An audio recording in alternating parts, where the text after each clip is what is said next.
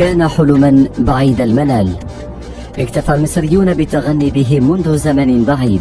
الآن باتوا يتلمسونه حقيقة تتجلى بشائرها على الأرض. إنه حلم تحويل الصحراء إلى مساحات خضراء تزيد بها الدولة رقعتها الزراعية وغلتها من المحاصيل الأساسية. وربما يمثل هذا النهر الصناعي في شمال غرب البلاد كلمة السر في نجاح المشروع القومي الذي أطلق عليه الدلتا الجديدة. وبضخ المياه بدأ التشغيل التجريبي للنهر الأكبر من نوعه في العالم، والذي يبلغ طوله 114 كيلومتر في قلب الصحراء الغربية، تجسيد للاستغلال الأمثل لمياه الصرف الزراعي والمياه الجوفية في الزراعة بعد معالجتها في ظل ما تعانيه مصر من شح مائي.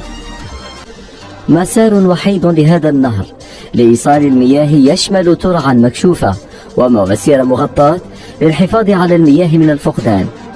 والمسار عليه 12 محطة لرفع المياه ومحطة معالجة كبيرة في منطقة الحمام، ليصبح إجمالي المياه المتدفقة بقدرة 7.5 مليون متر مكعب يوميا، مما يجعلها أكبر محطات معالجة مياه الصرف الزراعي على مستوى العالم. يقع هذا المشروع عند منطقة محور الضبعة، ويستهدف المساعدة في استصلاح 2,200,000 فدان، بما يمثل 23% من حجم الرقعة الزراعية التي تملكها مصر حاليا.